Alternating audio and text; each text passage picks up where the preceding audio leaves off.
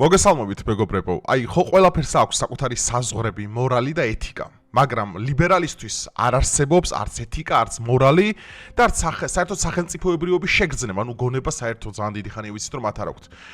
ფორმულა ჟურნალისტი მიუვარდა ირანის ელჩს და გინდა თუ არა რატო არ ბომბავს საქართველოსო. ან დაახლოებით ასეთი შინაარსის ქვეტექსტი იყო ეხა ამ ყველაფერზე.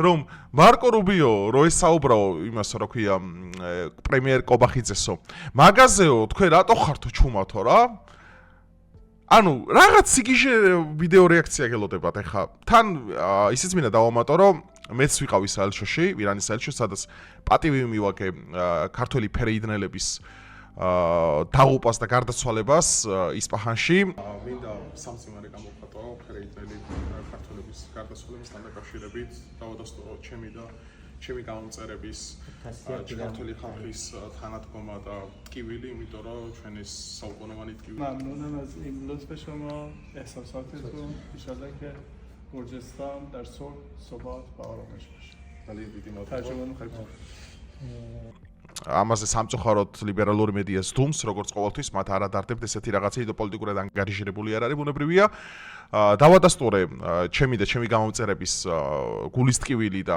ხარდაჭერა ქართული ფერეიდნელების საერთოდ ამ საკითხთან დაკავშირებით შეუერთდი გლოვას სამზიმრის წერილი გავაგზავნეთ მე და ჩემმა მეგობრებმა და იმ დღესვე, ანუ გუშინ ხედავ სიუჟეტი, ძალიან პატარა სიუჟეტი იდება, ეხა არ ეს უნდა მოისმინოთ და ნახოთ, გთხოვთ რომ თან დალაიქოთ ვიდეო, გამოიწეროთ ახლა გავუზიაროთ ეს ვიდეო მეგობრებს და მოდი ამ ყველაფრის ვიდეო რეაქციაზე გადავიდეთ. შეგიძლიათ მითხრათ, რომელი სიტყვა იყო ამაში, ასე ვთქვათ, მუქარის შემცველი. ხო, ანუ აბრალებენ იმას, რომ ირანის ელჩმა ამ ადამიანმა, რომელიც არის შესანიშნავი პიროვნება, პირადად ვესაუბრე გამოხატა უდიდესი სიყვარული მხარდაჭერა და გვერდში დგომა და ზოგადად ქართველებს მშვიდობა და სოლიდარობა გამოგვიცხადა ამის თანამონაწილე თვითხილველი მე თვითონ ვიყავი რომ არაფერი მუქარი შემცველი აქ არ ყოფილა და ეს იყო უბრალოდ დიპლომატიური მესიჯი საჯაროდ რომელიც ვრცელდება სოფლიოს ყველა ქვეყანაზე აბსოლუტურად ვინც ახლა ამ საომარ მოქმედებებში იდიბად არიან ჩართულები და მოდი მოვისმინოთ ახლა. ფასის გადახდა, შიდა დესტაბილიზაციაზე აქცენტი. როდესაც მტერი გამოიყენებს თავის სამხედრო ბაზებს, ლოჯისტიკურ ცენტრებს, სადაზვერვო ცენტრებს, რომლებიც მდებარეობს სხვა ქვეყანაში, მესამე ქვეყანაში. შესაბამისად, თქვენი რეაქცია როგორი იქნება? ანუ ძალიან მარტივი რაღაც უთხრა ხა ამ ადამიანმა რომ ჩვენ ეს მესიჯი ეს პოსტი მიუძღვენითო იმას რომ ვინც უშუალოდ მონაწილეობს ისრაელ-ამერიკის კამპანიაში ანუ ვინც იყენებს მათ სამხედრო ბაზებს მათ საჰაერო სივრცეს მათ ტერიტორიებს დასაბამად როგორც არის ემირატები მაგალითად მაგრამ არა ფორმულას ეგუნდა ეხა როგორ რუბიოს ელაპარაკა ეს რაკნა შენ რატო არ ამ ტიპები რა დონის უსამშობლო უნდა იყო რა ეხა მოისმინე ესალმებით ასეთ ფაქტს საქართველოს გულისხმობს მესამე ქვეყნებში როცა ამბობს რომ ამ ქვეყნების ტერიტორია გამოიყენება ლოჯისტიკურად თქვენ გესმით ხო თქვენ ყურებს ესმით ეხა რაზეა საქართველოს როგორ უნდა გულისხმოდეს ბიჭო რომელი საჰაერო სივრცე ირანმა ამერიკამ ან ისრაელმა გამოიყენა რომელი ტერიტორიიდან დაიბომბა ირანი აი რეგვენობასაც ხო აქვს საკუთარი ქალა რო იბადები აი ესეთი რო იბადები შენთვის არ არსებობს მორალი რა არანაირი ლიჟბი კაროჩე დაარტყია ქვეყანა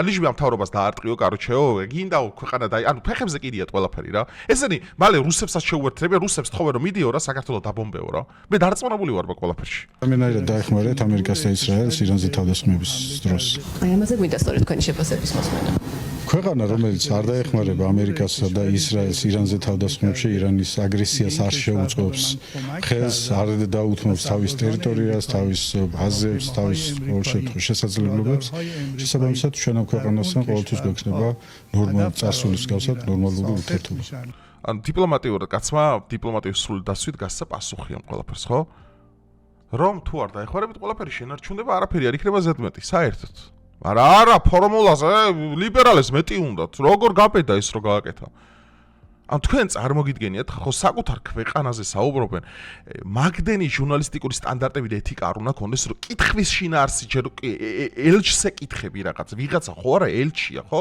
დიპლომატიური რანგის მაღალი წარმომადგენელი და პრაქტიკულად ირიბად შენ მას თხოვ, რომ ეხა საქართველოს როგორ უნდა ეხებოდეს შეგრეგბენო, როდესაც ამერიკას და არც ისრაელს არ გამოუყენებიათ ჩვენი არც სტრატეგიული პუნქტი, არც საჰაერო სივრცე, არც ხმელეთი, არც წყალი და საერთოდ არაფერი. საქართველო არის ის ქვეყანა, რომელიც ელჩის აზრით ეხმარება ისრაელს და ამერიკას. აი, დააკვირდით სახეზე, ელჩის სახეს დააკვირდით. აი, ბოდის ვიხდი ირანის ელჩის, ბოდის ვიხდი, რომ ესეთი რეგვენები ყავს ქვეყანაში. აი, ბოდის ვიხდი, ეხლა უბრალოდ ეს ვიდეო მე როდესაც მე შეხვედრა რო ქონა ჩვენ ვიზიტი რო ქონა, მაგის მერე დაიდო, თორე მე იქ ამაზე მართლა ბოდის მოვიხდიდი, აი, რავი, სრულიად იმის, რომ ესეთი რეგვენები ყავს, რომელსაც ლიბერალები ქვიათ. ესეთი რეგვენები ყავს ქვეყანაში სამწუხაროდ. უსამშობლო აი პირუტყვები უბრალოდ, რომელსაც არანაირი სამშობლოსადმი და მორალური არ გააჩნიათ, ლიჟბი მაგათმა გაატარონ საკუთარი ვიწრო პოლიტიკური, ლოჯისტიკური ინტერესები, მზად არიან ქვეყანას დაბომბონ, ქვეყანას გადაწვან, დედაუტირონ ყველაფერს, ანუ მათი მთავარი იარაღი არის სიძულვილი, მათ ზულთ ბიძინა ივანიშვილი. პირველი. მერე ზულთ თელი ქართული ოცნება. მერე ზულთ საქართველოს უდიდესი მოსახლეობა, ვინც მას ხარი დაუჭირა. ანუ ეს არის როგორ ბიუროკრატია წარმოიდგინეთ რა, რავი, სისტემა წარმოიდგინეთ პირამიდული, რომელიც იწყება მათი სიძულვილის მწვერვალიდან მინიმუმამდე. მთელი ქვეყანა ბუნებრივია ღამაში იგულისხმება, ხო? ნუ თუ შენ არ უნდა ქონდეს ამხელა გოგოს. ამხელა, რავი, რაღაც გამოცდილება გაქვს, ხო, რაღაც ის რომ გამოთქვა ეს ყველაფერი, რომ აი რაღაც ცოტა ისე მაინც დაუსი ეს კითხვა, რომ რაღაც არა, ეგ არ უნდა. როგორ შავზეთ კაც გაეცინა ამ ყველაფერზე ხალხო, ხვდებით თქვენ? პასუხს ვერ გაგცემთ, აი ამ კითხვით უნდა მიმართოთ საქართველოს ხელისუფლების წარმომადგენლებს და ამაზე პასუხი მე არ მაქვს. سربازان امریکایی منو خوندید؟ თქვენ თუ გაქვთ წაკითხული ზოგადად ჩემი პოსტი? რა უნდა? რამე იყო მინიშნება გაკეთებული ბატონი პრემიერისა და ამერიკის სახელმწიფო მდივნის სატელეფონო დიალოგზე. განცხადება გავრცელდა ამ დიალოგიდან მეორე დღეს. ეხლა უცებ გარეთ რო წვიმა წამოვიდეს, თქვენ მე ხო ვერ გეტყვით რომ რატო არ მოხვიდით კოლგებით, ხო? აი ძალიან ჭკვიანი ადამიანია. ირანის ელჩი არის ძალიან ჭკვიანი ადამიანი. მართლა ძალიან დიდი პატივისცემა მას. ვერც მიხვდა ეხა ეს რეგვენი რა უთხრა მან. ეხა გარეთ რო წვიმა მოვიდესო. მე შენ ის უნდა გითხრა რატო არ მოხვედი კოლგითო? ვერც მიხვდა ეხა რა უთხრა. რეგვენია უბრალოდ რა, ის არის გამოშტერებული უბრალოდ. განა რა უნდა გიღირდეს, რამდენს უნდა იღებდე ხელფასს, რომ ელჩს დაუსვა ესეთი კითხვები, რომელიც ირიბად შეიცავს ბუნებრივი იმას, რატო არ რეაგირებთ იმაზე, რომ პრემიერი კობახიძე ელაპარაკა მარკო რუბიოს, ხო? სახელმწიფო მდივანს, რომელიც არის ჩაულებრივი მომენტი, ხო? ეხა კობახიძეს ვიღაცა მოწონს, არ მოწონს, პოლიტიკა არის ხალხო, პოლიტიკა არის. ნახე, შენ ზოგს ოჯახის პასუხისმგებლობა ვერ აუღია საკუთარ თავზე, ქვეყანაა შენს უკან. კობახიძე თავისი გემოვნები კი არ სვავს, რა გვია, ვის დაელაპარაკოს, ვის არ დაელაპარაკოს. იმას აქვს საკუთარი დიპლომატიური ეტიკეტი, მზადა ყველა ქვეყანასთან დაიცვას, ეს იქნება ისრაელი, შეერთებული შტატები, ირანი, იმიტომ რომ ჩვენ გვაქვს ნეიტრალიტეტი გამოცხადებული, ფაქტიურად პოლიტიკურად, ბუნებრივად თანაგზნობას უცხადებთ ნებისმიერ ქვეყანაში გარდასულ ადამიანებს, მხარს უჭერთ მშვიდობას და გვინდა სოლიდარობა, ხო? ანუ ეხლა, როდესაც ამერიკის შეერთებული შტატების სახელმწიფო დივანი გირეკავს, აი სულ წარმოვიდგინოთ ის რეალობა, რა სულ ძალიან არ გევასებოდეს. შენ ხარ ქვეყნის პირველი პირი, რომელიც შენ ვალდებული ხარ მას ესაუბრო. ეს მოიცავს სხვადასხვა სამშვიდობო საკითხებს, მაგალითად ურთიერთშეთანხმებებს, სავაჭრო ურთიერთობებს, ეკონომიკურ ურთიერთობებს, კოლექტიურ უსაფრთხოებას, ძალიან ბევრი საკითხია ხარ, რაზედაც პოლიტიკოსმა შეიძლება იმიშელო ამ საკითხზე, ხო? ანუ შენ როდესაც რეგვენი ხარ ადამიანი, ხო? შენ ამას ვერ აუხვალ. ახე, როდესაც ესაუბრა დაიდო პოსტი ხო ამ ყველაფერზე. რაზედაც გამოვიდა თქვა, რომ ჩემ ირანის საჩვარ, ჩემ სტატუსში არაფერი ყოფილა მუქარი შემცველი. პირადად როდესაც ვესაუბრე, ამ ადამიანმა უდიდესი სიყვარული, უდიდესი თანაგრძნობა და უდიდესი მშვიდობა უსურვა ჩვენს ქვეყანას. ასევე ჩვენ გავაკეთეთ მე და ჩემი მეგობრება, რომ ფერიდნელი ქართველები, რომელიც არის ჩვენი ეროვნული ერთიანი ტკივილი, რომელიც 500 წელია უკვე გადასახლებაში უყოფებიან და უფრო დიდი ქართველობა აქვს ვიდრე ამ ნამუს ახდილ გარეწარ ლიბერალებს საქართველოში, რომელსაც მოქალაქეობა კი არა, საერთოდ ყველაფერი უნდა ქართული წაართვა, იმიტომ რომ მათში გრამი არაფერი არ არის საერთოდ, რაც ამ ქვეყანას ემართებით რაიმე ემპათიას ნიშნავს. ანუ რა დონეზე უნდა დაეშვა ადამიანი, რომ შენ ირიბად ელჩს დანიშნო, რომ რეაგირებ ამ ქვეყნის რიგებში საქართველოს არის, ანუ პრაქტიკულად ირიბად ეუბნები, ირიბად მაგ ყველაფერს რა თქმა უნდა პირდაპირ ამას ეხა ვერ იტყო და ირიბად ეუბნები, რომ რატო არ ბომბავს საქართველოს. რავი, რატო არ გაქვთ რეაქცია მაგ ყველაფერზე? რა არ არის ეს ეხა ნახე, აწყობდა, გაიგე? ეხა რუბიოს რო დარე, ჯერ ხომ მაგაზე ეჭვიანობენ რუბიომ როგორ დარეკა საქართველოში. კობახიძეს როგორ დაურეკა არალეგიტიმური მთავრობა ყოლია თურმე საქართველოს და რუბიომ დაურეკა კობახიძეს. ანუ რუბიოს ცალფეხზე კიდია, პოლიტპატიმრებიც, შიგევროპელებიც, რუსთაველზე მდგომი ხალხი, ზოგადად ელი ლიბერალები რუბიოს სულ ცალფეხზე კიდია საერთოდ. აი არ ათართებს, აი ყურსაც არ შეიბერტყავს არასდროს. პრაქტიკულად ეს ნიშნავს, რომ ამერიკამ აღიარებულ მთავრობას დაურეკა, ანუ ეს რას წყობილებიდან გამოიყვანა ლიბერალები, ეს პირველივე დღეს დავინახა ეს ყველაფერი. ეხლა მეორე თემა იყო. ეხლა უკვე ირანსთან მივიდნენ. შენ ამაზე როგორ არა გაქვს რეაქცია შესაბამისიო, როგორ გაბედა კობახიძე რომ იმასე რუბიოს ესაუბრაო. თქვენ წარმოგიდგენიათ რასთან გვაქვს საქმე ხალხო? თქვენ აი უბრალოდ იაზრებთ უბრალოდ რადონის გარეწარი უნდა იყო ადამიანი ესე რომ მოიქცე, ჰა? მესმის კობახიძე არ გევასება, ბიზინა არ გევასება, ოცნება არ გევასება. შენ ქვეყანას რას უკეთებ? შენ ქვეყანას რას უკეთებ, ჰა? მაგრამ ხოგეოდებით ლიბერალისტვის არ არსებობს სამშობლო. ესენი არიან ყველაზე ტოქსიკური ხალხი მსოფლიოში. ხალხო, მე კიდევ ერთხელ ვიმეორებ, ანუ ამ ხალხთან არანაირ დიალოგს აზრი არ აქვს. არ აქვს არანაირ დიალოგს იმ ადამიანებთან, რომლებიც ემსახურებიან უცხო ქვეყნის აგენტურას. მათ სამშობლო არ გააჩნია, მათთვის სამშობლო არ არსებობს ტერმინი, მათთვის არ არსებობს რა არის ემპათიის გრძნობა, მაგალითად, შენი ყველაფერი მათი სიტყვა არის ანგაჟირებული და მოტივირებული პოლიტიკურად. ეს იქნება ქუჩაში მყოფი ძაღლები, ეს იქნება ქუჩაში მყოფი კატები, ეს იქნება ნებისმიერი რამე, რაც კი ოდნავ ირიბად ბიძინა შეიძლება დაარტყა, ყველაფერზე მზად არიან ამ ყველაფერში მიიღონ მონაწილეობა. ქართველი ფერეიდნელები დაიღუპნენ ისპაჰანში ვერაგული თავდასხმის შედეგად. მოხდა ესეთი ფაქტი, რაზედაც სამძიმრის წერილი გავაგზავნეთ, უდიდესი ტკივილი გამოვხატეთ, არც ერთმა მედიამ არ გააშუქა, საერთოდ ზატო იცოცხლე ქუჩის ძაღლები, ქუჩის კატები, ქუჩის ყველაფერი იცოცხლე, მთელი ერი მაგაზე იმაზე რა ინფლუენსერები, ბჭყალებში ინფლუენსერები გამოდიან, ყვირიან ისეთ რამეებზე და ისეთ რამეებს ამტკიცებენ, რაც საკუთარი თვალით არ უნახავთ. საუბარი მოაქვს იმაზე, რომ ვითომ ძაღლებსო ის მოუწესო, გენოციდი მოუწესო, რომლის დამადასტურებელი არანაირი ფაქტი ჯერჯერობით არ არსებობს, არანაირი გარდა იმისა, რომ რაღაც ტრამები, ტირილი, მე დღეს პოლიტიკურ განცხადებას აიღებენ TikTok-ერები და მე საერთოდ პოლიტიკური განცხადებებით არ გამოვირჩე, მაგრამ მე ამ თავრობის მიმართ ყოფილობას გამოცემ, იმიტომ ცხოველები იყופებ. რითი ამტკიცებ შვილო? რო აღმოჩნდეს რომ ყველაფერი მცდარ, რითი ამტკიცებ მაგ ყველაფერს? ეგ ხო ბრალდება რეალურად არა? ხო გააქცეთ ის შესაბამის მან და ქვია სამინისტრომ ამაზე პასუხი. როგორი არა ადამიანი იყო, მე არც წარმომიდგენია ვინმე ცხოველს ესე მოექცევა. მე არც წარმომიდგენია, ვერც დავუშვებ ეგეთ ფაქტს, რომ ვინმე შეიძლება ესე მოექცეს. მაგრამ ის არ გამოდიან და არ ამობენ რომ მაგალითად გენოციდი მოხდა ახლო აღმოსავლეთში, იქ 165 ბავშვი ჩახოცა ამერიკის ჭორმა, იქ რაღაცა ღაზაში მოხდა ამბები, იქ რაღაცა ისპაჰანში ქართველი ფერეიდნელები დაიღუპა. არა, ეგენი კიდიათ, იმიტომ რომ მანდ კავშირი არ აქვს ბიზნესთან. ნახე, ბიზნეს უნდა უკავშირდებოდეს რაღაცა. ან მთელი მსოფლიო გაიჟლიტოს, მთელი მსოფლიო მაგათ ფეხებზე კიდიათ ყველაფერი. იმიტომ რომ ეგენი ლიბერალურ ფარს არიან ამოფარებულები. ანუ რო ჩაიჯვავენ, მე გამოდიან და ამბობენ ესეთ რაღაცას, რომ აი მე ჩემზე ძალადობენ, ჩემზე ცუდად მოქმედენ, ნახე როგორ გექცევიან ხალხ, რომ იმის იქით არაფერს არ აკეთებენ საერთოდ. იმის იქით ფეხებზე კიდიათ ყველაფერი. ხო და ანახა ხო დრომ რო ბიზნეს მიმართ სიძულვილი არ არის კარგი იარაღი რომ მას დაუპირისპირდე, ვერ მოუგებ მაგ ბრძოლას, ვერასდროს ვერც ერთი ადამიანი ვერ მოუგებთ მაგ ბრძოლას. სიძულვილზე აგებული ნებისმიერი PR კამპანია არის დაღუპული თავიდანვე. მით უმეტეს ისეთი სახის აი მასტერმაინდთან როდესაც გაქვს საქმე, რომელმაც აი ბოლოს 3 წელიწადს შეგისრულოთ. აი უბრალოდ შეგისრულოთ. აი დასრულებული ხართ უბრალოდ ოპოზიციური პარტია აღარ ვარგა საქართველოში, სამოქალაქო აქტივიზმი აღარ არსებობს, დაფინანსებები შეუჩერეს, ანუ სრულიად დემორალიზირებული აბსოლუტურად ყველა. ეხლა მზადარია ნებისმიერი სახის ტყუილის ტირაჟირება მოახდინონ, ნებისმიერ მტერთან ითანამშრომლონ, ნებისმიერ მოკავშირესთან ითანამშრომლონ იმაზე, რომ ლიჟბი საქართველოს ზიანი მიაყენონ, რომ ამაზე რა თქმა უნდა, როდესაც დესტაბილიზაცია და ჯვარი საქართველოს წერია, აქ რო რამე დაიწყო საქართველოში, ეგენი ბუნებრივია პირველი ჩვენ დაგვარტყავენ. იმათ თქვენ გონი იმით წინახდა გსავლენ, ჩვენ დაგვარტყავენ პირველი. ესენი არიან, რავი, ორჯონიკიზეები, მოღალატეები უბრალოდ რა. რავი, ახსნა არა აქვს მეტი. მე რაც მოვისმინე, ჯობია არ მომესმინე ყურად, იმიტომ რომ ეს იყო უბედურება, საშინელება. მე ვისმენ საქართველოს მოქალაქე როგორ ელაპარაკება ირანის რჟიმაზე, რატო არ გვაქვს რეაქცია, რატო არ ბომბავს საქართველოს. რავი, მეტი დასკვნა უნდა გამოვიტანო აქედან.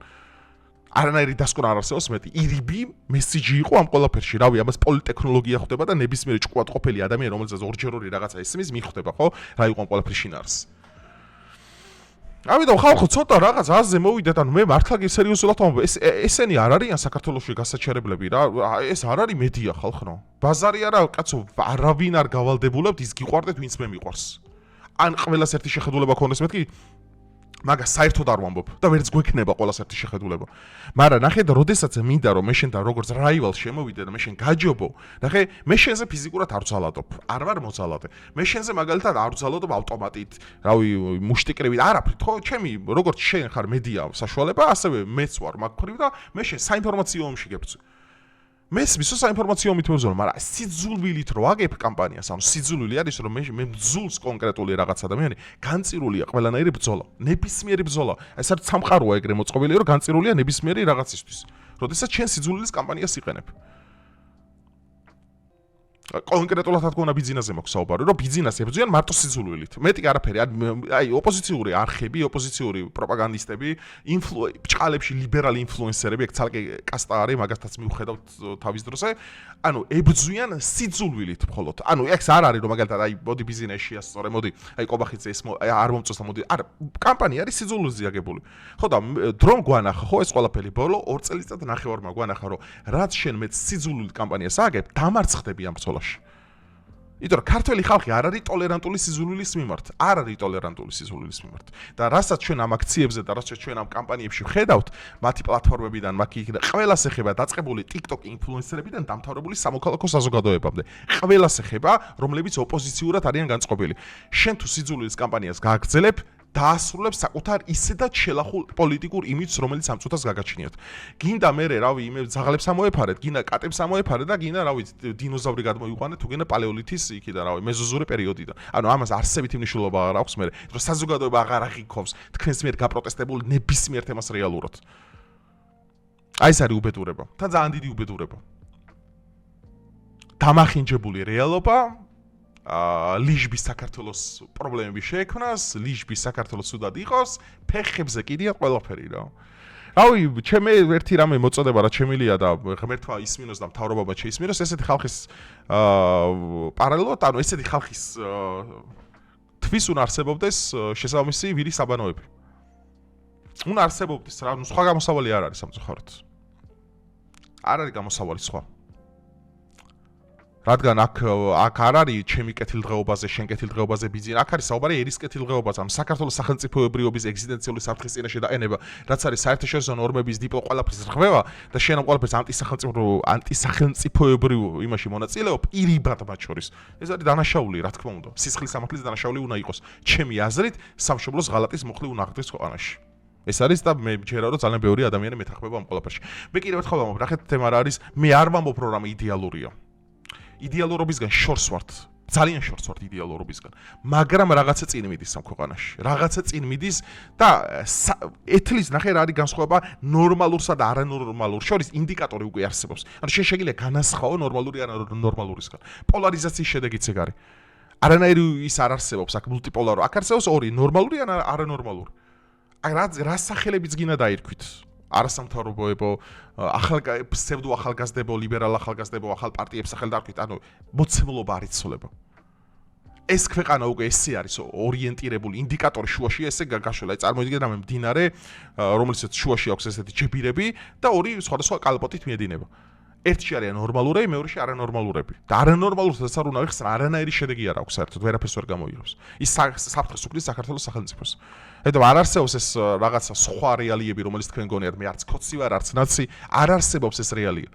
ზუსტადად საქართველო არის პოლარიზირებული, ქოცებად და ნაცებად. ზუსტად. შენ ირიბად მშვიდობას ხარს უჭერ და ნორმალური ქვეყანა გინდა ხარ ქოცი ავტომატურად, შენ ირიბად უჭერ, მაგაში მე კი ვასვარო, პირდაპირ ახალაიას უჭერ ხარს. ირიბად გამოდიხარ და სიბოროტეს. ამის შეხედვით შენ შეიძლება ნაციონალ პარტიაში არ იყო, მაგრამ ნაცი სოფხედულობაში გადიხარ. რომელიც არის უსამშობლოება. აი ეს არის უბრალოდ პოინტი განსხვავება, ხვდებით? ანუ რაც არ უნდა იძახონ, მე ახალი ძალა არ არსებობს ამ ქვეყანაში. ჯერ ეგეთი ძალიან კარგი ძალა ყავს ამ წუთას საქართველოს და ძალიან კარგი პატრონი ყავს და ნორმალურად ეს გეოპოლიტიკამ და სოფლიო დინამიკამ ანახა, რომ სოფლიოში ომები ხდება და დღეს საქართველოში საჰაერო სივრცე ყველაზე მეტად არის დაცული და ირანი, ისრაელი და ამერიკა ყველაზე კარგად სადაც არიან საქართველოში გწრომენ თავს. და იმან გამოაქვეყნა ამერიკულმა სტატისტიკურმა ჯგუფმა დააყენა საქართველოს ყველაზე დაბალი შანსია აქ რაიმე საომარი მოქმედებები დაიწყოს. რისი დამსახურებაა? ვისი? მართლა მაინტერესებს ლიბერალები ის? თავარი არხი ის? ვისი? კონკრეტულად ივანიშვილის დამსახურებაა. მისი ორიენტირის და მე ამ ყველაფერზე ქართველი ხალხის უდიდესი ნაწილი რო არის ნორმალური, მადლობა ღმერთს, რომ გაყვა ამ ყველაფერს. ამ სიმართლეს სანამ არ ილაპარაკებთ ხალხო, რომ რისი გერიდებათ? ამაზე ლაპარაკის გერიდებათ? რო სიმართლე აღიაროთ? არანაირი ბიძინა მადიდებლობა ეს არ არის. ეხლა თქვენ რაც არ უნდა გამოხვიდეთ და ბიძინა ეს არანაირი მადიდებლობა რეალობა არის უბრალოდ. საღი აზრი ამ ყველაფერს ხდება. საღი აზრი ამ ყველაფერს ხდება. და ეხლა შალვა რამიშვილმა თქვა ძალიან მაგარი სიტყვები, მინდა ვთქვა, აი 100%-ით რო ვეთანხმები ამ სიტყვებში, აი 100%-ით, 101%-ით. აი მართლა იმ კოდს რა უთხარი, რომელსაც კოდსობა უტყდება ამ ქვეყანაში და ხმას არ იღებს. მართლა რა უთხარი იმ ადამიანს მე. ეს არის სიმართლე, ეს არანაირი მადიდებლობა და თაყვანისმცემლობა არ არის. ეს არის სიმართლე, რაც ახლა ქვეყანაში ხდება და სამწუხაროდ არიან ჩვენ მხარესაც ბევრი ადამიანი, რომელსაც ამის ხმამაღლა უტყდება. არ ვიცი რატო უტყდებათ. მე დარწმუნებული ვარ, რომ ბევრი ვართ ამ აზრზე. უბრალოდ ყველა არის მიყუჩებული, გაიგე? და მე რაღაცა ყობახიძე იტყვის, ის იტყვის, მე ვიტყვი რაღაცას, მე ჩვენზე გეტყდება აბსოლუტურად ყველაფერი. და ამ დროს მე თვითონ მიყუჟულები არიან, გაიგე? და ვაიმე ლიბერალმა ეს როგორ თქვა, ხმას რატო არ იღებ მითხარი? აი ეს არის მე რაც უხილიც ქონა, რაც თქვი. სიმართლე რაც არის ყოველთვის უნდა ილაპარაკო გულწრფელად, საჯაროდ ხალხიდან თუ პატივისცემა გინდა მიიღო. მე რომ მეუნებია დღეს ბევრი ხალხი გიყურებსო და რავი შულით რო სკდებიან ეს ლიბერალები როგორ ამ ავადმყოფს და ამ ბიძინა მადიდებელს როგორ უსმენენო რავი ამდენი ადამიანიო, ეს არის შურის მარცვალია უბრალოდ. რატომ ისმენს ბევრი ხალხი? გულწრფელად ველაპარაკები. ჩუმად კი არ გავდივარ კუთხეში იმ ოთახში და ჩემთვის ბურთყონებ, რომ ვაიმე მოდი არ დამწვანა, ყველაფერზე მე ვერ ვილაპარაკებ.